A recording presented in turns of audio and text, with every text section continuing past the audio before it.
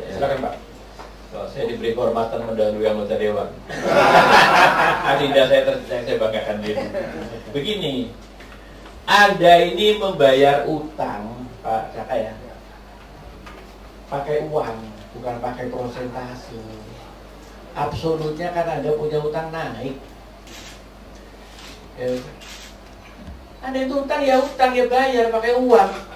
Jangan tapi kan kalau begini, tapi kan dibanding utangnya itu kan gua nggak segede itu, tapi utang lu meningkat, lu mesti bayar, udah titik. Gak usah banding ini, banding itu. Apalagi kalau mau dibanding dengan porsi yang digunakan sekarang ini berat, porsi yang dibayar untuk membayar utang di APBN itu sekarang lebih tinggi dibandingkan porsi zaman dulu untuk membayar utang.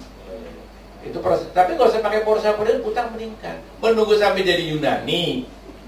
Dan negara-negara banyak seperti itu. Apa belum kapok kemarin 97-98. Saya sampai cukup stres waktu itu. Ya kan? Itu kan juga dari utang. Kedua, utangnya kita juga tahu, utangnya kita itu dipakainya itu kalau ada audit khusus mengenai utang. Saya khawatir banyak orang yang masuk ke KPK atau dijeblosin Cipinang kalau khusus audit mengenai penggunaan utang.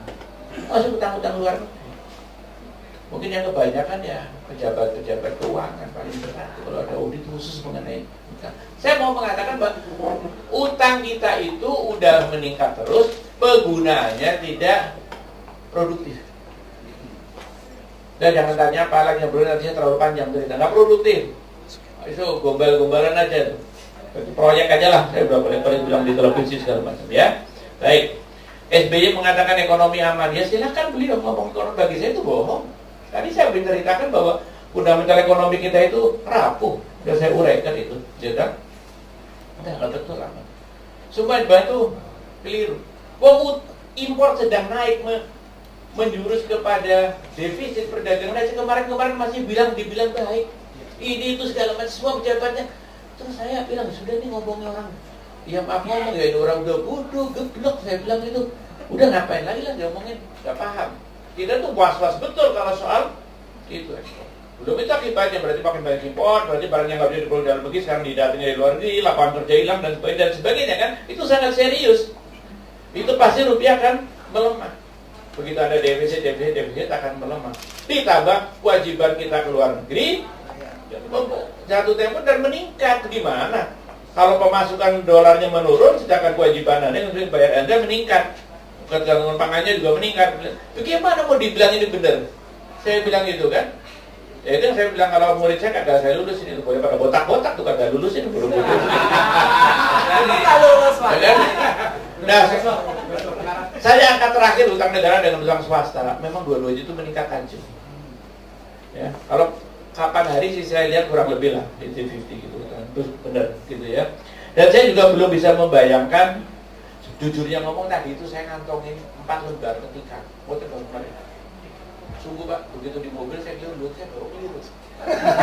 Gua kata syukur tadi Bapak taruh di mobil hari ini sekarang naik Alphard kan. Wah, berat susah saya. Pakai dolar kalau gitu. Nah, pakai dolar. Saya belum kebayang dolar itu sampai 20.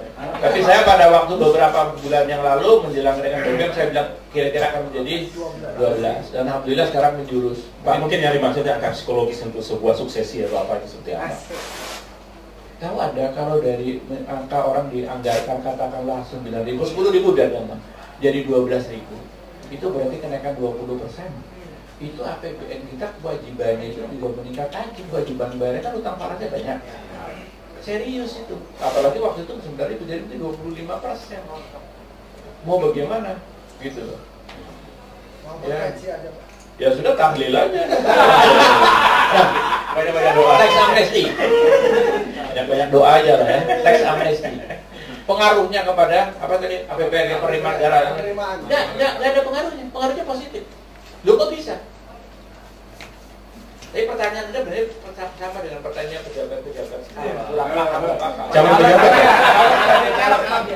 Uang ini sekarang juga tidak memberikan kontribusi atau sumbangan atau penerimaan pada negara. Uang itu di luar negeri disimpan untuk apa sumbangannya kepada APBN, kepada penerimaan tidak ada. Ini nggak masuk ya? Nggak masuk. Tapi sekali dia Bapak aman ini nggak ditanya, nggak diusut, kagak dipajakin. Dia bawa, misalnya nih satu orang nih bawa nih, udah tanam 10 miliar atau 100 miliar. Sekali dia masuk kan dipajakin, tapi kan dia sudah menjadi formal, sudah masuk dalam sistem perpajakan, sudah kedepannya kan sudah selesai. Jadi Anda tidak kehilangan apa-apa. Saya tahu kalau Anda kehilangan, kalau Anda itu bisa menjangkau, itu tahu dalam sengkeraman dalam datanya di Anda bisa pajak, itu saya tahu. Mereka kalaupun masuk Anda tidak tahu dan tidak bisa pajak, jadi apa yang Anda hilang? Nggak ada hilang sepeser pun. Tapi setelah itu Anda kan bisa potensi pajakin. Selanjutnya akan bisa diawasi, masuk resmi. Jadi kalau dulu deposito, sekarang udah langsung. Dulu kan deposito supaya dipinjam untuk jadi modal, sekarang langsung dimodalin aja. Gitu. Nah, dolar-dolar yang dibawa bantal saya kira memang teoritis harusnya dikeluarkan, tapi nggak mungkin. Dan keluarkan baru ketahuan kemarin 200.000 aja udah sakit masuk rumah sakit. Ya ketahuan 400.000 saja udah pada digorgol, bagaimana mau ngelaporin dolar yang dibawa bantal? Ya kagak bakal itu. Jadi mungkin malah dalam hatinya tiap hari nanya yang punya dolar, hari ini berapa? 11,5, belum 12 ya. Itu tuh, punya dolar yang baru. Iya, ya, jadi kalau gitu tahlilannya supaya dolar itu 13 doa-doanya. Baik, kepada Pak Ara tadi dari Pak Jaka soal ideologi, apakah memang ini pilihan? Nah, ini menyangkut ideologi, PDIP sangat terkait ini. Ya, silakan Pak Ara.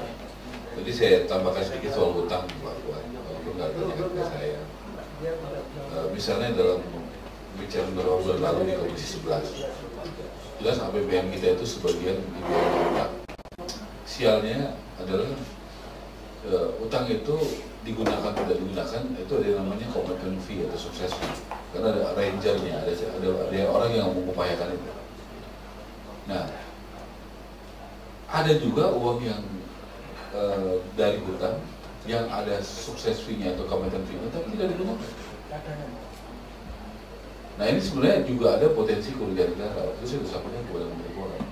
Logika saya, ada uang untuk hutang, ada ranger, ada commitment fee kan, ada sukses fee. Jadi kayak PSA gitu ini. Ya.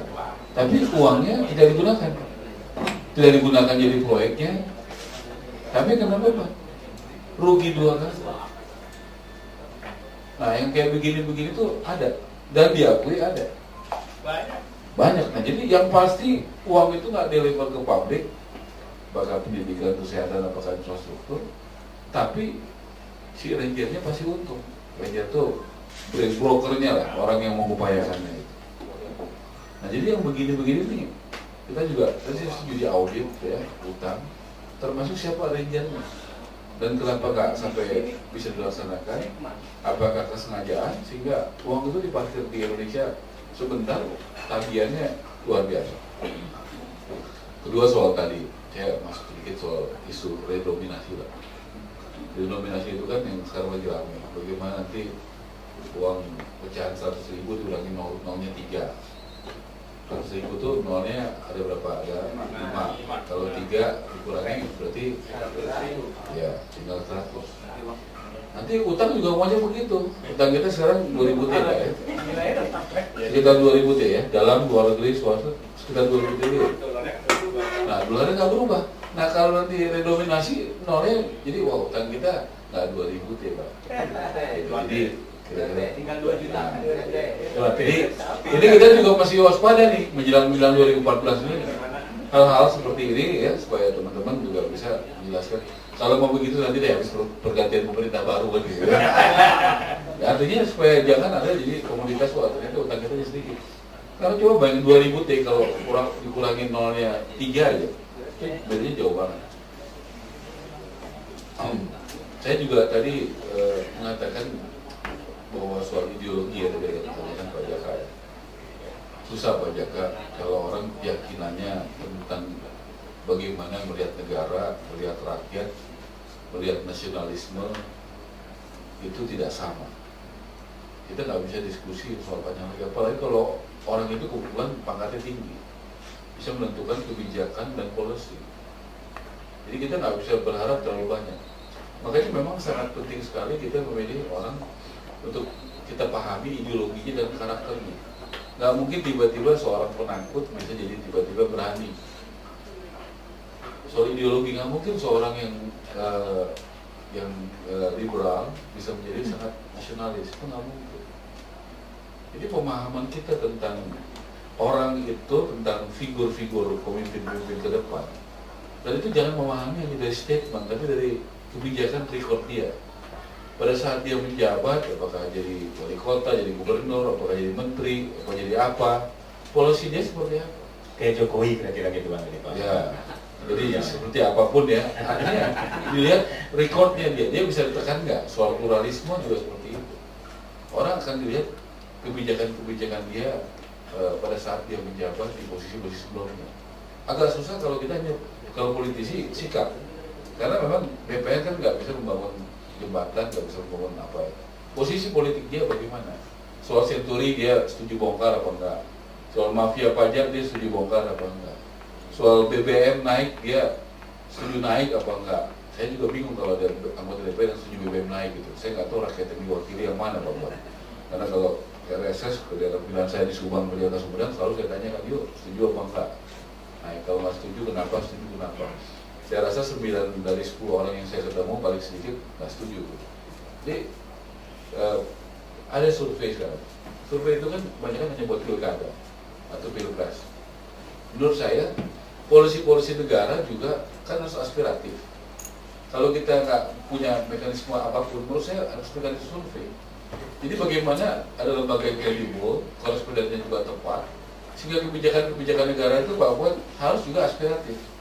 Nggak bisa itu hanya menjadi kebijakan elit yang putus hubungannya dengan aspirasi publik. Caranya bagaimana? Misalnya salah satunya terobosannya adalah buat survei. Survei kita lihat margin errornya cuma 1,5% sampai 2% kok untuk lembaga kredibel ya. Nah, menyangkut policy harusnya harus aspiratif. Nah, jadi kebijakan saya nggak yakin ya orang bisa berubah. Mungkin sesaat untuk pencitraan dia bisa katakan dia nasionalis, ya dia pro rakyat, dia pro sektor ya. Tapi nggak bisa lah orang itu memang ada yang hanya sektor tadi hot money yang sampaikan Papua ya, nggak penting itu barangnya dari mana, yang penting ada. Sekarang dengan kebijakan impor tidak menyelesaikan masalah stok dan harga kok. Apakah masalah impor segala macam itu gula, garam, daging, cabai segala macam bisa menyelesaikan soal dua itu harga dan soal supply? Enggak juga kan? Nah, jadi polisi negara itu harus bersumber kepada kemandirian. Segala bentuk peraturan negara, APBN kita harus berorientasi kepada kemandirian. Karena apalagi zaman sekarang mungkin udah terang-terangan kok, yang paling kuat aja bikin diri sendiri, apalagi yang lama. Ya? Jadi kalau kita tidak bisa mendapatkan pemimpin yang bisa punya paradigma dan prinsip seperti ini, saya rasa 2014 ya pilpres gak ada gunanya, legislatif gak ada gunanya. Karena hanya pergantian pemerintah, tapi nasib rakyat nggak berubah. Saya rasa ini yang menjadi penting. Pemilu kontestasi harus ada hubungannya dengan perubahan masalah publik. Jangan masalah publik tidak terselesaikan dengan pergantian rezim. Kalau pergantian rezim tidak menyelesaikan apa-apa, buat apa? Itu kan hanya alat untuk mensejahterakan rakyat. Demokrasi itu kan proses untuk bagaimana supaya rakyat lebih sejahtera. Nah, kalau itu tidak tercapai, saya rasa kualitas demokrasi kita harus diperbaiki. Baik, Mengarah. Ini yang menarik Mengarah tadi soal redenominasi, ini canda-canda warung kopi aja. Kalau yang korban pertama nanti Indonesia, 17.000 pulau jadi 17 tuh nanti. Apalagi Kepulauan Seribu. Kepulauan Seribu jadi Kepulauan Satu. Ini cuma canda-canda aja. Baik. Dari sejuta umat jadi dari berapa? Dari sejuta umat ya. Banyak revisi. Banyak revisi nanti teman-teman. Ini canda-canda aja. Tadi pengarah juga mengatakan mungkin kita agak terbatas waktu karena awalnya itu sudah kita telat. Jadi mungkin teman-teman di luar diskusi ini bisa bertanya langsung kepada narasumber. Untuk hari ini saya kira cukup dulu diskusi sampai demikian. Terima kasih kepada Pak Fuad, Pak Ari, Pak Ara, dan teman-teman semua. Assalamualaikum warahmatullahi wabarakatuh.